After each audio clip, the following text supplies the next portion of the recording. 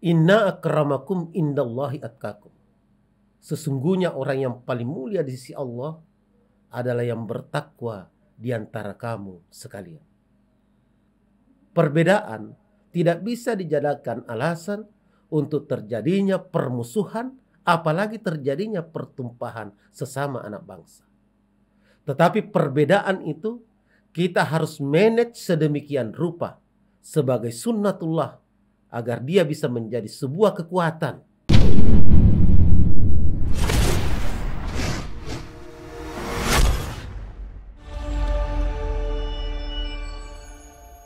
Assalamualaikum warahmatullahi wabarakatuh. Alhamdulillahirabbil alamin. Wassalatu wassalam ala asyrafil anbiya'i wal mursalin wa ala alihi wa ashabihi ajma'in. Amma ba'd. Wa qala Allah ta'ala fil Qur'anil Karim, a'udzu billahi minasyaitonir rajim. Ya ayuhan nas, inna khalaqnakum min zakari wa unsa wa ja'alnakum syu'uban wa qabaila lita'arafu. Inna akramakum indallahi atqakum. Innallaha alimun habir. Sadaqallahul azim. Kaum muslimin dan muslimat yang berbahagia, syukur alhamdulillah kita panjatkan kehadirat Allah Subhanahu wa ta'ala, karena pada kesempatan hari ini kita dapat bertemu kembali dalam acara yang disiarkan melalui TV MUI Sulawesi Selatan. Salawat dan salam kita kirimkan kepada junjungan kita Nabiullah Muhammad sallallahu alaihi wasallam.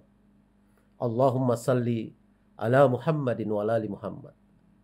Nabi yang diutus sebagai uswatun hasanah, kaffatan linnas, basyirau wa nazira.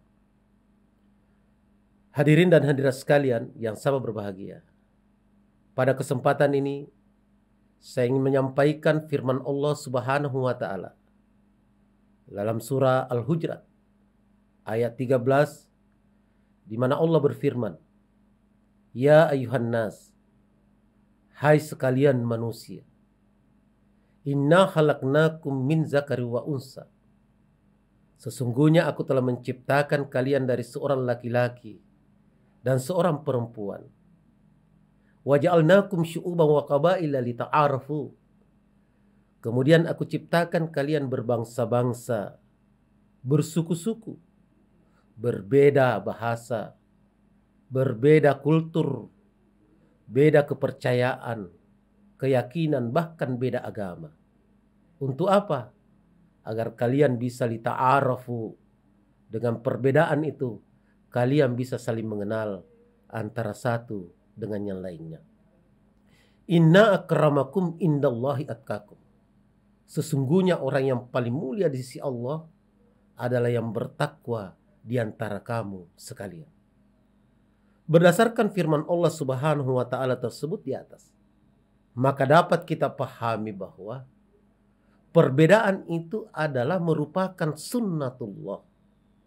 Artinya perbedaan itu adalah merupakan ciptaan Allah, kehendak Allah, keinginan Allah. Maka kalau perbedaan itu adalah merupakan ciptaan Allah, kehendak dan keinginan Allah, maka yang namanya manusia sebagai salah satu makhluk ciptaan Allah, dia tidak punya hak, tidak punya kewenangan untuk menolak, apatah lagi membenci apa yang telah diciptakan oleh Allah Subhanahu wa ta'ala. Oleh karena itu perbedaan tidak bisa dijadikan alasan untuk terjadinya perpecahan. Perbedaan tidak bisa dijadikan alasan untuk terjadinya peperangan. Perbedaan tidak bisa dijadikan alasan untuk terjadinya permusuhan, apalagi terjadinya pertumpahan sesama anak bangsa. Tetapi perbedaan itu kita harus manage sedemikian rupa sebagai sunnatullah agar dia bisa menjadi sebuah kekuatan. Bukankah perbedaan itu melahirkan sebuah kekuatan? Bukankah juga perbedaan itu melahirkan harmoni? Dan bukankah perbedaan itu menciptakan dan melahirkan satu keindahan? Sebagai satu contoh, bahwa perbedaan itu melahirkan sebuah kekuatan. Sebuah bangunan hotel yang dibangun sampai 20 tingkat. Dia bisa berdiri kuat dan kokoh karena dia dibangun dari sekian bahan bangunan yang berbeda. Di situ ada pasir, di situ ada batu, di situ ada semen, di situ ada besi, dan bahan-bahan bangunan yang lainnya. Mereka berbeda, tetapi mereka saling menopang, saling menyatu, saling memperkuat antara bangunan yang satu dengan bahan bangunan yang lain. Maka berdirilah sebuah hotel yang tingginya sampai 20 tingkat. Tahan dari terpaan angin, tahan dari terpaan badai. Kenapa? Karena dia dibangun dari sekian bahan bangunan yang berbeda.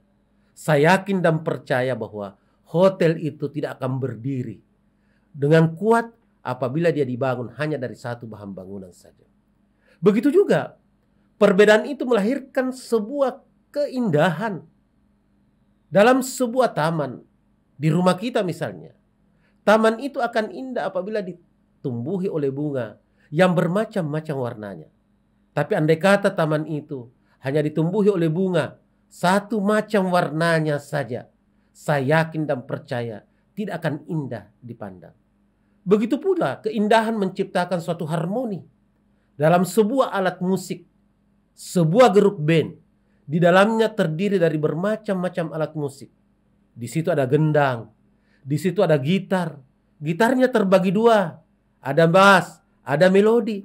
Di situ ada organ, di situ ada saksofon. Tetapi dengan mengeluarkan bunyi yang berbeda dari alat musik yang berbeda, bisa menciptakan harmoni dalam satu irama bunyian yang namanya band. Para pemirsa yang saya hormati, oleh karena itu perbedaan harus kita manage supaya dia bisa menjadi sebuah kekuatan.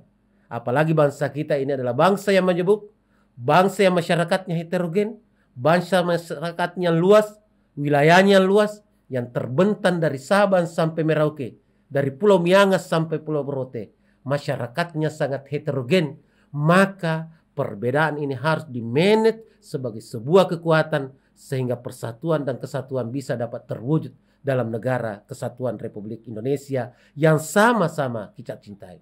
Saya rasa demikian yang dapat saya sampaikan. Lebih dan kurangnya mohon dimaafkan. Hadanallahu wa iyyakum ajmain.